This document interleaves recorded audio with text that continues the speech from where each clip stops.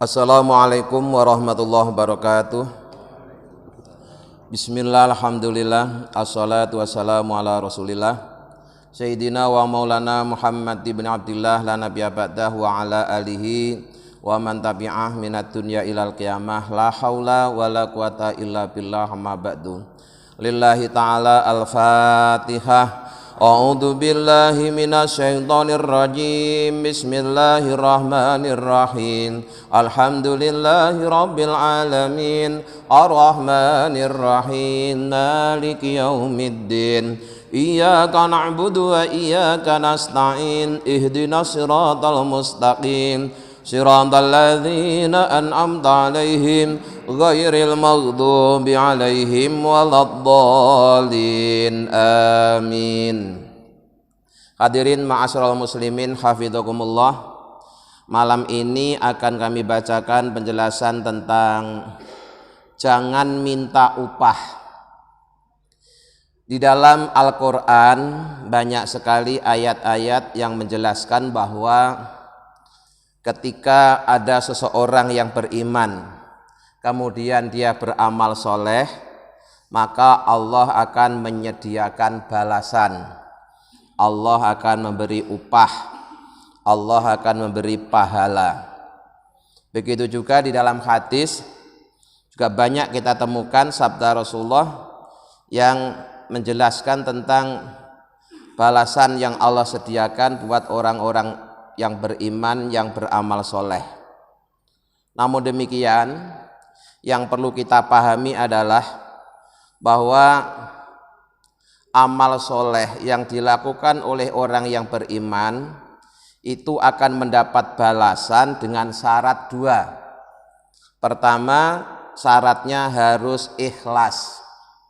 Ikhlas itu artinya murni, ya. Murni bahwa perbuatan itu terjadi karena ditolong Allah dan karena melaksanakan perintahnya Allah. Kemudian yang kedua, perbuatan amal soleh yang dilakukan oleh orang yang beriman itu harus benar, harus sempurna.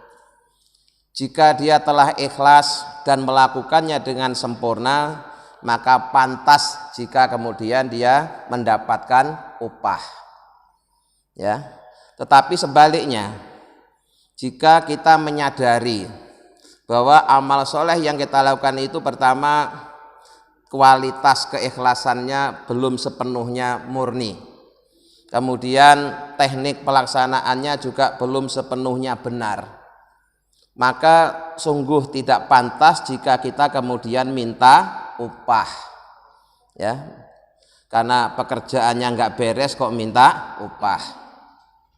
Nah, terkait dengan hal ini Syekh Ibnu Athaillah menjelaskan di dalam kitab Al-Hikamnya, mata tolab ta'iwadon, ketika engkau menuntut upah atau gaji an amalin atas amal soleh yang kalian telah merasa melakukannya, tulibta, maka kalian akan dituntut oleh Allah biwujudi sidqi, dengan adanya kesungguhan atau kejujuran dan kebenaran fihi, dalam beramal soleh. Artinya gini, kalau kalian orang yang beriman ketika beramal soleh kepingin diupai, maka Allah mensyaratkan kepada kalian bahwa amal soleh itu harus dilakukan benar-benar ikhlas. Kalau amal soleh yang kalian lakukan itu tidak ikhlas, ya kalian tidak usah minta upah. Kalian tidak dihukum itu saja, itu harusnya sudah bersyukur. Wa yakfi, dan cukup al-muriba, buat orang-orang yang amal solehnya tidak sempurna, ikhlasnya juga tidak sempurna, apa wujdanu salamati, mendapatkan keselamatan. Jadi bagi orang yang menyadari kalau amal solehnya belum sempurna, kualitas ikhlasnya juga belum 100%, maka tidak usah minta upah. Cukup dia selamat dari hukuman Allah, itu sudah beruntung. Di ibaratnya seorang karyawan pabrik, dia akan dapat gaji kalau kerjaannya beres, disiplin. Lah kalau kerjaannya aja nggak beres, dia juga tidak disiplin, kok tiba-tiba dia minta digaji dengan penuh. Ya tentu saja dia tidak dipecat itu saja sudah bersyukur. Ya, nggak dipecat itu saja sudah bersyukur. Kenapa? Karena memang pekerjaannya tidak beres dan dia juga tidak disiplin. Nah Allah juga begitu. Allah memang menjanjikan pahala, menjanjikan imbalan, menjanjikan pengganti. Tapi syaratnya pertama harus ikhlas, kedua harus benar. Baru akan diupai. Tapi kalau kemudian ternyata tidak ikhlas atau kurang ikhlas, tidak sempurna atau masih banyak kekurangan, maka tidak disiksa, itu saja sudah cukup. Ya, tidak usah diupai, dia tidak dipecat, itu saja sudah harusnya bersyukur. Jadi meminta upah atas amal soleh yang telah dilakukan itu dalam kajian tasawuf dilarang. Apa alasannya? Fatola buka jazaa yaktadi ru'yata nafsika. Orang yang menuntut upah setelah dia berbuat kebajikan, itu pertama orang tadi telah melihat dirinya bisa melakukan. Wa wujudal fi'li minka, dan dia merasa bahwa perbuatan itu merupakan hasil usaha dia sendiri. Ya, merasa bisa sholat, merasa bisa ngaji, merasa bisa sedekah. Sedekahku, sholatku, puasaku, hajiku, semuanya ku. Ya. Padahal berulang-ulang kami sampaikan dalam kajian yang lalu, yang benar kita ini bukan bisa sholat, tapi dibisakan sholat. Yang benar kita ini bukan bisa ngaji, tapi dibisakan ngaji oleh Allah. Jadi itu harus selalu ada dalam hati kita, bahwa pekerjaan, kebajikan, amal soleh yang muncul dari diri kita itu bukan semata-mata hasil usaha kita, tapi merupakan pertolongan dari Allah. Itu harus dipegang betul itu. Jangan sekali-kali kita merasa bisa. Artinya merasa bisa itu kita punya keyakinan bahwa manusia itu mampu menciptakan pekerjaan, manusia itu mampu menciptakan perbuatan. Itu jelas keyakinan yang seperti itu bertentangan dengan akidah Ahlussunnah wal Jamaah. Kalau kita ngaji ilmu tauhid, bertentangan dengan sifat wahdaniyah fil af'al. Ya, di salah satu sifat wajib Allah itu kan wahdaniyah, maknanya esa. Nah penjelasannya, Allah itu esa dalam sifatnya, esa dalam zatnya, dan juga esa dalam perbuatannya. Nah maknanya esa dalam perbuatannya itu adalah hakikatnya yang menciptakan perbuatan itu hanya Allah. Manusia itu tidak bisa menciptakan pekerjaan. Yang dia bisa melakukan adalah sekedar menggunakan ciptaan Allah. Jadi kita ini bukan pelaku, ya. Kita ini hanya pengguna. Kita bukan menciptakan perbuatan kita, tapi kita sekedar menggunakan ciptaan Allah, menggunakan kemampuan yang Allah ciptakan pada diri kita. Harus begitu, ya. Wa huwa syirkun. Kalau sampai ada orang punya keyakinan bahwa manusia itu mampu menciptakan perbuatannya, maka keyakinan yang seperti itu telah dianggap musyrik, menyekutukan Allah, karena dia telah menandingi Allah. Allah menciptakan perbuatan, manusia juga mampu menciptakan perbuatan. Berarti ada dua yang bisa menciptakan perbuatan, satu Allah, satu manusia. Itu kan namanya sudah menyekutukan Allah. Nah, orang musyrik itu kalau sampai mati tidak tobat, ya pasti akan disiksa. tastahiqu alaihil uqubah. Jadi orang yang melakukan perbuatan syirik, orangnya disebut musyrik, itu kalau sampai mati tidak tobat, maka kemusyrikannya itu akan disiksa oleh Allah. Fayakfika min ataihi wujudus salamati min iqabihi.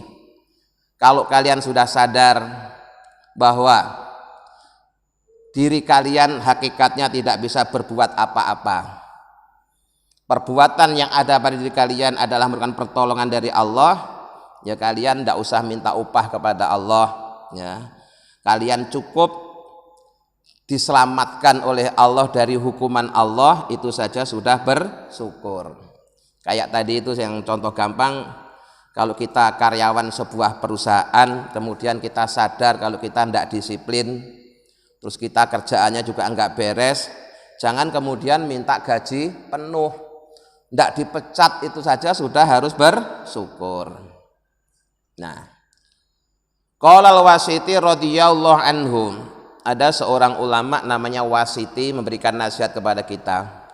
Al ibadatu ila talabil afwi anha aqrabu minha ila talabil a'wadi.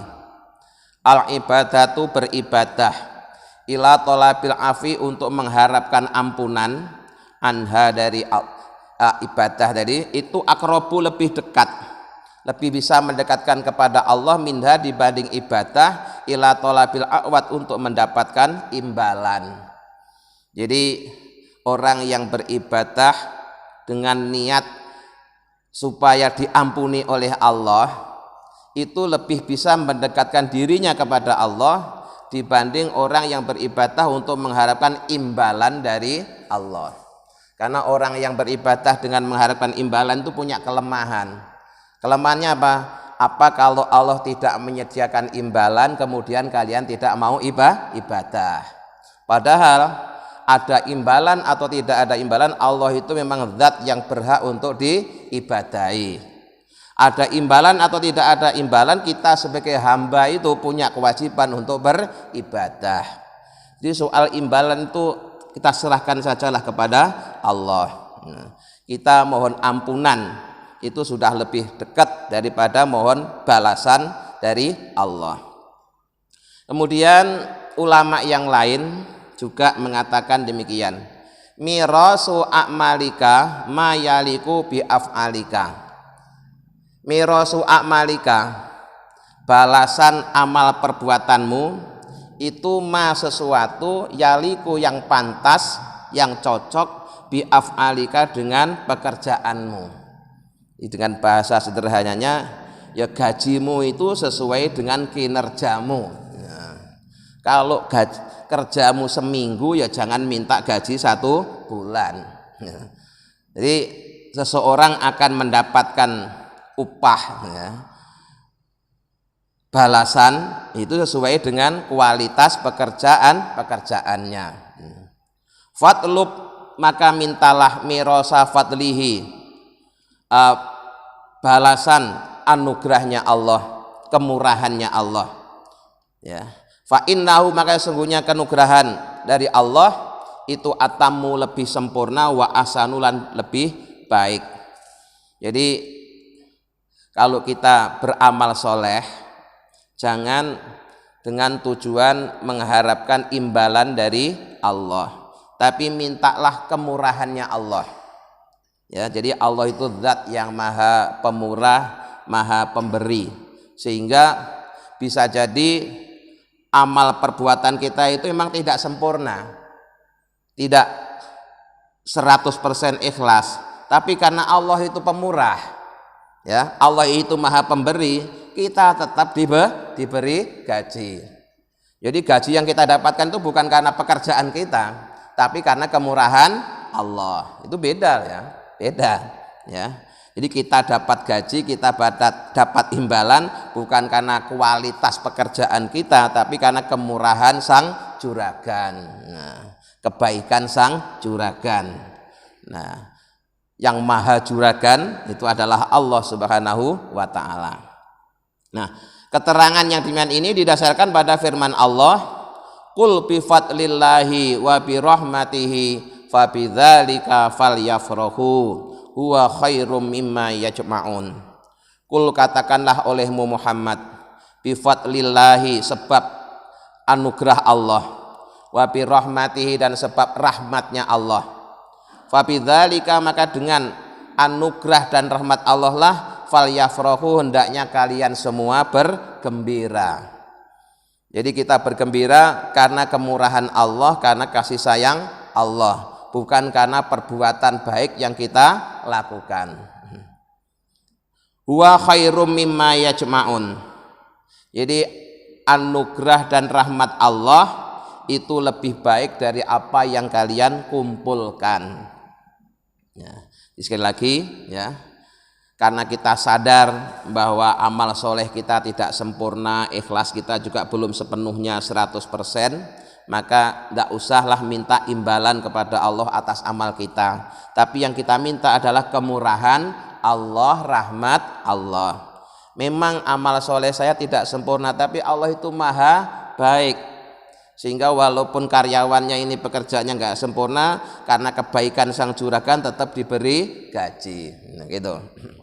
Ya, jadi dia diberi itu bukan karena pekerjaannya, tapi karena kemurahan sang pemberi. Wa makna kalamihi radhiyallahu anhu, makna dari nasihat di atas adalah anna jazaa'a a'malika, sesungguhnya balasan amal-amalmu itu sesuatu yang yaliku, yang patut bi'af'alika, dengan pekerjaanmu an-naqisati, yang kurang, yang tidak sempurna. Jadi balasan dari perbuatanmu adalah sesuai dengan pekerjaanmu. Kalau pekerjaanmu kurang, ya nanti balasannya, upahnya tidak sempurna. Wa jazaa'un naqisin naqisun. Balasan dari perbuatan yang tidak sempurna, yaitu ya balasannya tidak sempurna. Kalau pekerjaannya sempurna, gajinya 1 juta, tapi kan nggak sempurna, ya dikasih 700. Nah, itu kan masih sesuai dengan pekerjaannya. Fatlub, maka mintalah minhu dari Allah, samrota fadlihi, buah anugerahnya, ya, kemurahannya. Fa innahu, maka sesungguhnya anugerah Allah itu kamilun, sempurna, min kulli wajhin, dari segala pandangan. Ya. Fahuwa atammu wa akmalu, dan anugerah Allah itu adalah anugerah yang paling sempurna, ya, dan paling utama. Nah, kemudian wa kaifa, dan bagaimana tatlubu, kalian meminta al jazaa, upah, ala amalin, atas perbuatan, lasta lahu fa'ilan, yang sebenarnya kalian itu tidak melakukannya. Ini berbicara tentang hakikat. Bagaimana mungkin kamu minta bayaran padahal kamu bukan karyawan, kamu bukan pelaku pekerjaan. Karena sesungguhnya pelaku pekerjaan itu adalah Allah. Wala alimta, dan kalian tidak tahu kaunal qaubuli, adanya diterima lahu, atas amal itu hasilan, berhasil. Bagaimana kau minta upah atas perbuatan yang kamu tidak melakukan, dan kamu juga tidak tahu kalau perbuatanmu itu diterima oleh Allah. Tidak tahu kalau diterima, bahkan juga belum tentu dia pelakunya, kok tiba-tiba minta upah. Ini jelas tidak pantas nanti. Nah, kama asyara biqaulihi, sebagaimana diisyarahkan oleh Syekh Ibnu Athaillah, la tatlub, janganlah kalian meminta iwadon, upah, ala amalin, atas perbuatan, lasta lahu fa'ilan, yang kalian bukan pelakunya. Ya. Kalian jangan minta upah kalau kalian bukan pelakunya, bukan karyawan kok minta gaji. Nah, yang pantas digaji itu ya karyawannya. Kamu bukan karyawannya kok tiba-tiba datang minta upah, ya nggak pantas lah.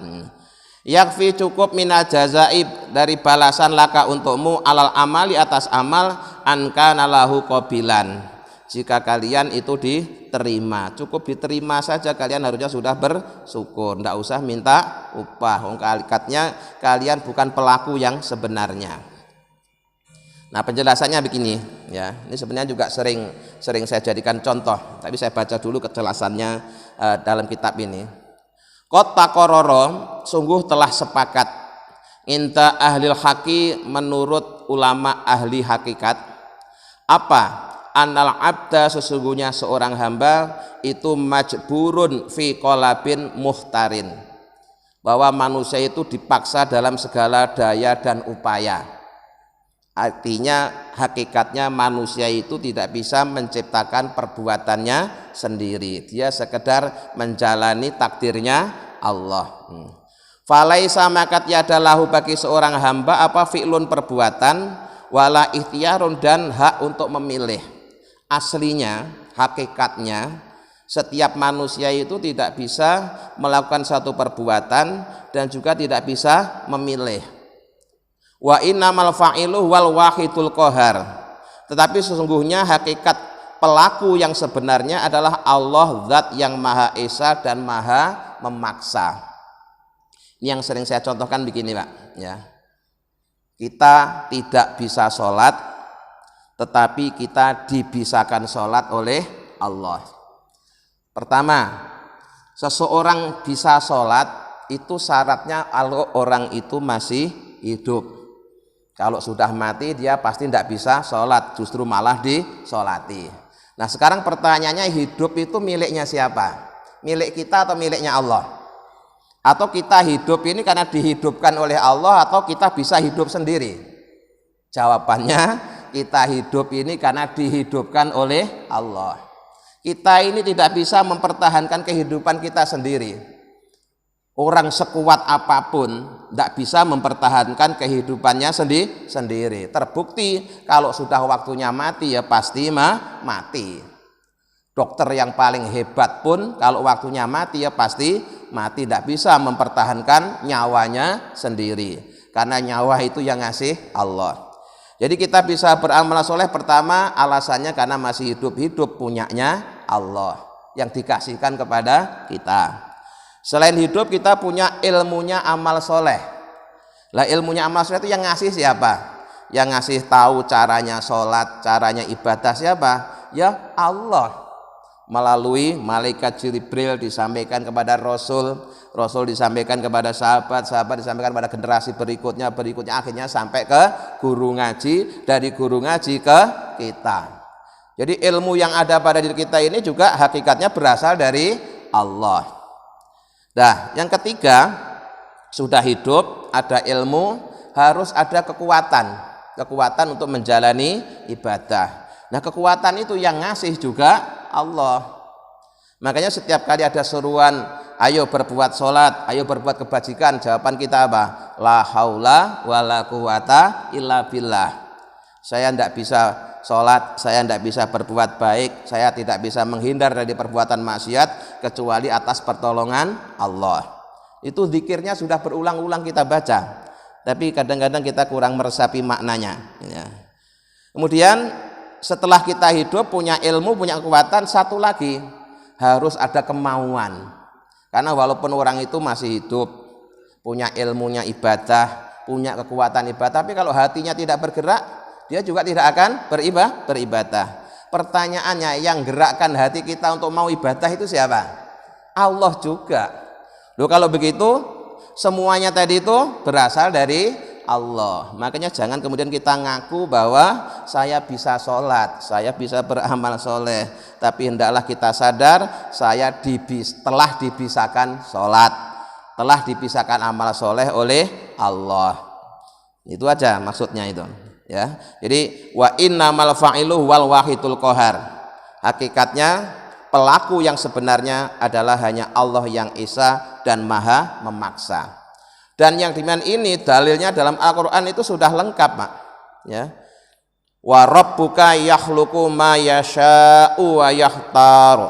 Ya. Wa rabbuka, dan Tuhanmu, yakhluqu, yang telah menciptakan, ma, sesuatu, yasha'u, yang mereka berkehendak, wa yakhtaru, dan yang mereka memilih. Jadi ketika ada seseorang yang berkehendak atau punya pilihan, keinginan untuk memilih, maka berkehendak dan memilih itu yang menciptakan adalah Allah, bukan manusia itu sendiri. Di ayat yang lain, wa qala ta'ala wallahu khalaqakum wa ma ta'malun Wallahu dan Allah lah khalaqakum yang telah menciptakan kalian, wa ma ta'maluna dan apa yang kalian perbuat. Jadi Allah tidak hanya sekedar menciptakan manusia, tapi yang dilakukan oleh manusia itu yang menciptakan juga Allah. Manusia sekedar memakai, ya, sekedar memakai, bukan menciptakan. Wa qala ta'ala, di ayat yang lain Allah berfirman lagi, wa ma tasyauna illa ayyasha Allahu rabbul alamin. Wa ma tasyauna, dan kalian semua tidaklah berkehendak, illa ayyasha Allahu rabbul alamin, tetapi Allah rabbul alamin lah yang berkehendak. Nah, itu ayat Al-Qur'annya. Kemudian ayat Al-Qur'an ini dijelaskan oleh Rasulullah dalam hadisnya. Wa qala sallallahu alaihi wasallam, kullu syai'in biqada'in wa qadarin. Segala sesuatu itu akan terjadi sesuai dengan qada' qadarnya Allah. Dan qada' qadarnya Allah itu sudah terjadi. Jadi Allah menetapkan itu sudah dulu saat sebelum Allah menciptakan. Ketika baru Allah sendiri yang ada, Allah belum menciptakan makhluknya, itu Allah sudah buat ketetapan namanya qada. Nah, zaman yang seperti itu istilahnya disebut dengan zaman azali. Di zaman azali itu zaman sebelum Allah menciptakan alam semesta. Allah sudah bikin program, itu namanya qada. Kemudian program Allah itu akan terjadi sesuai dengan yang direncanakan oleh Allah. Itu namanya qadar. Ya. Qadar. Jadi qadar itu pelaksanaan dari qada. Nah, semua yang terjadi, yang sudah, yang sedang maupun yang akan, itu tidak akan ada yang menyimpang dari apa yang sudah Allah tetapkan. Dan iman kepada qada qadar ini termasuk rukun iman yang ke-6. Ya. Hatal ajzu, sehingga kelemahan, wal kaisu dan terengginas itu juga sudah ditetapkan oleh Allah. Seseorang memiliki kelemahan apa, tidak bisa apa, itu sudah ditetapkan oleh Allah. Seseorang punya kemampuan apa, ya, kecekatan, skill dan seterusnya, itu juga sudah ditetapkan oleh Allah. Wa qala alaihi salatu wassalam, dan Rasulullah SAW juga bersabda, kullun muyassarun lima khuliqa lahu. Nah, ini hadis yang menggembirakan buat kita. Tadi di Al-Quran maupun hadis telah saya bacakan bahwa semuanya sudah ditetapkan oleh Allah. Termasuk manusia ini akan jadi penghuni surga atau mau jadi penghuni neraka, itu semuanya sudah ditetapkan oleh Allah. Sudah, Pak, ya. Sudah itu, ya. Keputusan bahwa si fulan calon ahli surga, si fulan calon ahli neraka, itu sudah ditetapkan oleh Allah. Nah, tetapi kata Rasulullah, kullun muyassarun lima khuliqa lahu. Masing-masing akan diberikan kemudahan sesuai dengan untuk apa dia diciptakan oleh Allah. Artinya bagaimana? Fa amman kana min ahli sa'adati fasayu yassiru li amali ahli sa'adah. Adapun orang yang sejak awal penciptakan oleh Allah telah disiapkan untuk calon penghuni surga, maka ketika dia hidup di dunia, orang tadi oleh Allah dimudahkan untuk melakukan perbuatan ahli surga. Ya, jadi kalau hari ini kita oleh Allah ditolong, dimudahkan berbuat kebajikan, dengar adzan hatinya tergerak untuk kemudian mendatangi panggilan sholat berjamaah, masih mau ditambah dengan zikir bersama, masih mau mengaji, berarti kita oleh Allah telah dimudahkan untuk berbuat kebaikan. Ini tanda-tanda, ya, tanda-tanda memang awal penciptaan kita dulu oleh Allah disiapkan untuk calon ahli surga. Itulah ya. Jadi kalau tadi kan masih abstrak, ya, calon surga, calon penghuni neraka masih belum bisa dilihat. Yang tahu hanya Allah. Ternyata Rasulullah ngasih penjelasan. Nanti dalam prakteknya masing-masing orang itu akan dimudahkan melakukan perbuatan sesuai dia mau kemana. Kalau emang takdirnya itu calon penghuni surga, nanti hidupnya di dunia itu ya mudah diajak amal soleh. Nah sebaliknya, wa amaman kana min ahli sakowah, kalau sejak awal penciptaan orang itu oleh Allah sudah disiapkan calon ahli neraka, ahli celaka, ya fasayu yasiru li amali ahli sakowah, maka orang itu akan dimudahkan oleh Allah untuk berbuat sebagaimana perbuatannya ahli celaka. Ya, memang kodok kodarnya dia calon penghuni neraka. Hidupnya di dunia diajak ke surga ya sulit. Ya, diajak ke surga ya sulit. Sebaliknya kalau diajak ke neraka semangat. Oh, memang karena takdirnya, kodok kodarnya dia sudah ditetapkan oleh Allah calon penghuni neraka. Ini tanda-tandanya. Nah, setelah Rasulullah menjelaskan dengan jelasan seperti itu, summa qara'a, kemudian beliau membaca firman Allah, fa amma man a'ta wattaqa al-ayah. Ya.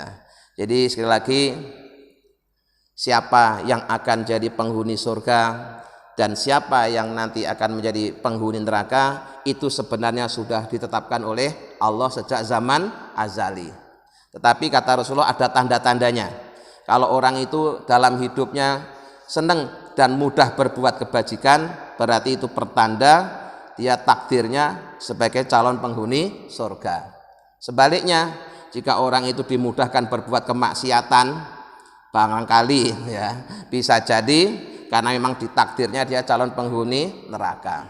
Nah, dalam iman qadha dan qadar kita pasti mendapat penjelasan bahwa qadha qadarnya Allah itu ada yang baik, ada yang buruk, ya. Khairihi wa syarrihi minallahi ta'ala. Yang baik maupun yang buruk itu semuanya berasal dari Allah Ta'ala.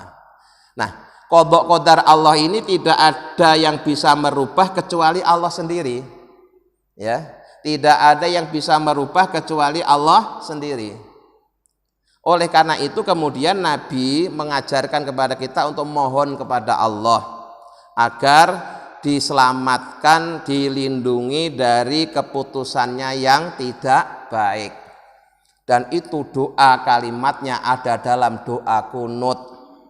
Ya.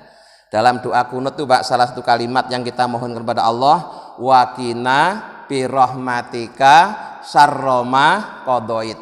Itu kalau jadi imam. Kalau doa sendiri, wakini birahmatika syarroma qadait. Wakina, dan jagalah kami ya Allah birahmatika, dengan kasih sayangmu. Dijaga dari apa? Syarroma qadait, buruknya keputusanmu. Jadi yang bisa menjaga diri kita sebagai manusia dari keputusan Allah yang tidak baik, ya Allah sendiri. Kasih sayang Allah yang bisa menyelamatkan kita. Maka kita bersyukur dari dulu kita diajarin untuk doa kunut. Ya, seandainya dulunya Allah menetapkan kita sebagai calon penghuni neraka. Tapi kemudian karena kita di dunia ini rajin berdoa, akhirnya qadha qadar kita diubah oleh Allah. Yang mestinya calon ahli neraka kemudian oleh Allah diubah jadi calon ahli surga. Itu kalau yang rubah Allah ya bisa. Tapi selain Allah tidak bakalan bisa. Itulah pentingnya ya kita selalu mohon kepada Allah. Saya kira malam hari ini ngajinya sampai di sini dulu. Insya Allah kita lanjutkan pada pengajian yang akan datang. Mudah-mudahan kita bisa memahami dan mengamalkannya. Amin ya rabbal alamin. Allahumma sholli ala sayyidina Muhammad wa sayyidina Muhammad alhamdulillahi rabbil alamin. Allahumma inna nas'aluka imanan da'ima yaqinan shadiqa wa qalban khashi'an lisanan dzakira wa rizqan halalan wa ilman nafi'atan sholiha. Rabbana atina fid dunya hasanah wa fil akhirati hasanah wa qina adzabannar. Subhana rabbika rabbil izzati amma yasifun wa salamun alal mursalin alhamdulillahi rabbil alamin. Assalamualaikum warahmatullahi wabarakatuh.